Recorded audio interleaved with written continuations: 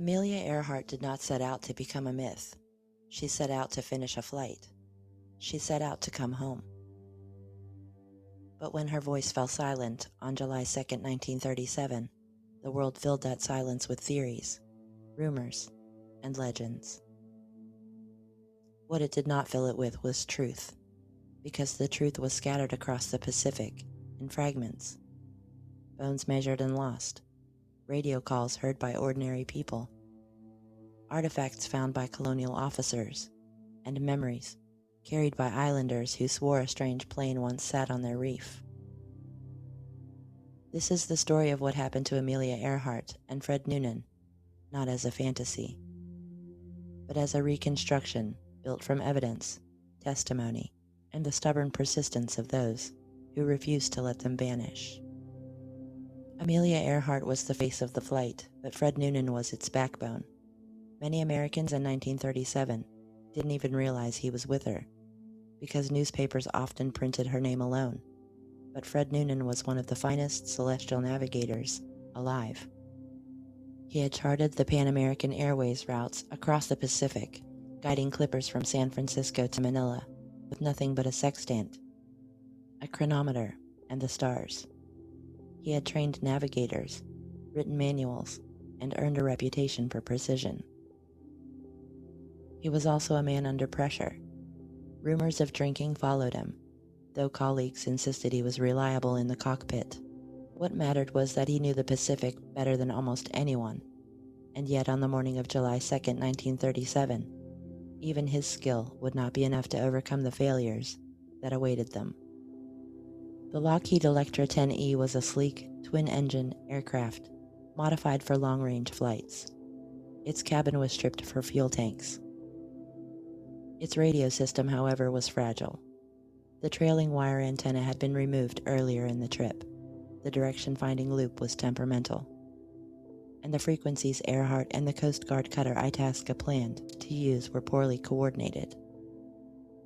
They departed Lae, New Guinea at 10 a.m. local time on July 2nd. The weather forecast was optimistic, but the actual conditions were not. Headwinds were stronger than expected. Clouds obscured the sun, making Noonan's celestial fixes difficult, and the Electra's radio began to fail.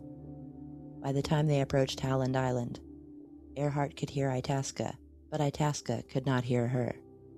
Her final confirmed transmission logged at 8:43 Itasca time read, quote, "We are on line 157 to 337. We will repeat this message. We are running north and south." End quote. It was a navigational lifeline, but it was also a sign of desperation. They were flying a line, searching for an island they could not see. And then the radio went silent.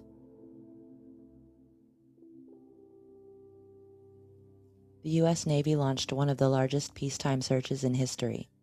The battleship USS Colorado and the aircraft carrier USS Lexington swept the region. PBY Catalina flying boats scanned thousands of square miles, but the search was built on a fatal assumption: that Earhart had crashed into the sea near Howland. Niku Mororo, then called Gardner Island, lay along the same 157 to 337 line.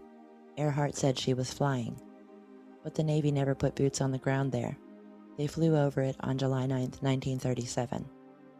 The crew of the Colorado's planes reported signs of, quote, recent habitation, but dismissed them because the island was believed to be uninhabited.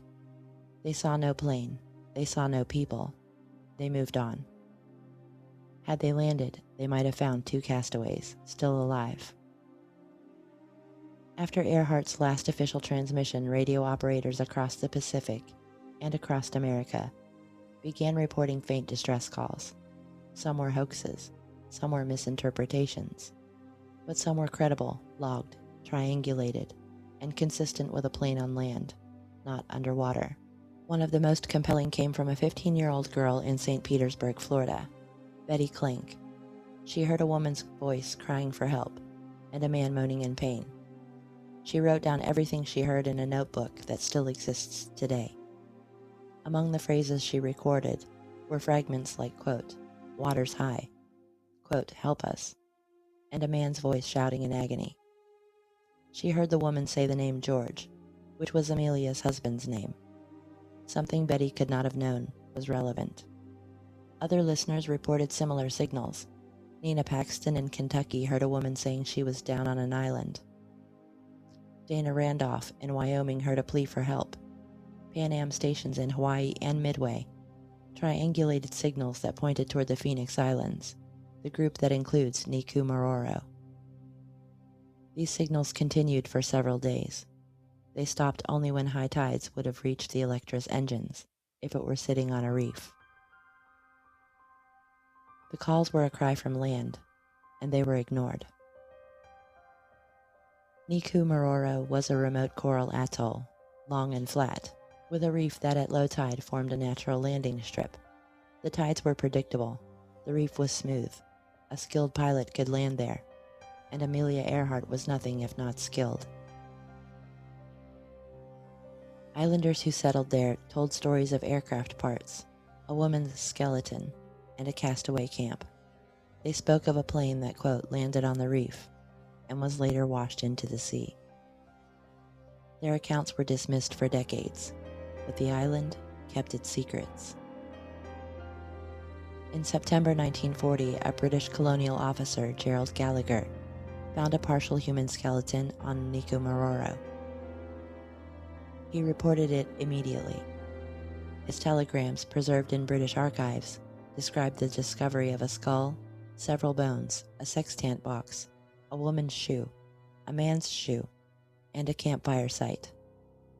Gallagher believed the bones belonged to a woman. He even raised the possibility that they might be Amelia Earhart. The bones were sent to Fiji, where Dr. D.W. Hoodless examined them. He concluded they belonged to a short, stocky male, but his measurements, the length of the humerus, radius, tibia, and skull, were preserved. Decades later, forensic anthropologists reanalyzed those measurements using modern techniques. Their conclusion was that the bones were, quote, more likely female than male, end quote, very likely consistent with Amelia Earhart, end quote, whose unusually long forearms matched the proportions recorded by Hoodless. The bones then disappeared. No one knows where they went. After the decades, expeditions returned to Niku Maroro. The most persistent was Tighar, led by Rick Gillespie and archaeologist Tom King. They found an aluminum panel that matched the dimensions and rivet pattern of a repair made to Earhart's Electra in Miami. They found a broken pocket knife identical to the type carried on the Electra. They found a small jar that once held freckle cream, a product Amelia was known to use. They found a zipper pull, a woman's compact, and evidence of a castaway camp, where someone had tried to open giant clams in a way no islander ever would. They found the Seven site, a clearing where Gallagher had found the bones. They found bird and turtle remains, butchered in a manner consistent with a castaway, unfamiliar with island life. They found fire features, fragments of rouge, and pieces of glass that had been shaped into cutting tools. None of it proved the case alone, but together it formed a mosaic. The Niku Maroro hypothesis is the most supported by evidence, but it's not the only theory. The Japanese capture theory claims Amelia was taken prisoner on Saipan. Witnesses like Josephine Blanco and Bilamon Amaron insisted they saw a white woman and a tall man under guard. Researcher Fred Gorner championed this theory for decades, but no Japanese records supported it, and no physical evidence has ever been found. The spy mission theory imagines Earhart as a covert operative for Roosevelt, scouting Japanese bases. It's dramatic, but historians find no credible documentation. The crash and sink theory dominated for years, arguing the Electra ran out of fuel and plunged into the sea near Howland. But it cannot explain the post-loss radio signals, which required the plane to be on land. The truth is simpler and more human. Fred Gorner spent years chasing the Saipan story. Rick Gillespie and Tom King spent decades excavating Niku Maroro. Nauticos searched the deep ocean. Robert Ballard, who found the Titanic, searched the seafloor near Howland in 2019. Andrew McKenna and other independent researchers kept the flame alive. Each found pieces. None found everything. But together they built the most complete picture we have. Fred Noonan's remains have never been found. Not a bone, not a fragment, not a trace. Some researchers believed he was injured in the landing, consistent with Betty Klink's notes of a man in agony. Others believe he may have died first, leaving Amelia alone on the island. What is certain is that his legacy as a navigator deserves to be remembered. He guided clippers across the Pacific.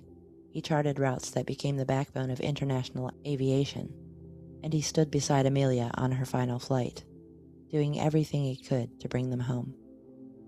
Sources for this video are U.S. Coast Guard Itasca radio logs July 1937, British Colonial Service telegrams of Gerald Gallagher, 1940 and 1941, Dr. D.W. Hoodless, Skeletal Measurements, Fiji, 1941, Betty Klink's 1937 notebook, publicly archived, Pan Am Direction Finding Station Logs, Midway and Hawaii, Fred Gorner, The Search for Amelia Earhart, Rick Gillespie, Take Harfield Reports, 1989 to 2017, Tom King, Amelia Earhart's Shoes, Nauticos Expedition Reports, and Robert Ballard Expedition Briefings, 2019. The evidence paints a picture that is both heroic and heartbreaking. Amelia Earhart and Fred Noonan likely landed safely on the reef at Nikumaroro. They likely transmitted radio calls for several days. They likely waited for rescue that never came. And they likely died as castaways on a deserted island. Their remains scattered by time, weather, and the indifference of history. Amelia didn't vanish. She landed. She endured. She fought to survive. And she left behind clues that still speak for her. This story is not about how she died. It's about how she lived, with courage, determination, and a refusal to accept limits. It's about Fred Noonan, whose brilliance guided her across oceans.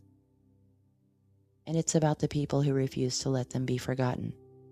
For her, for him, for America.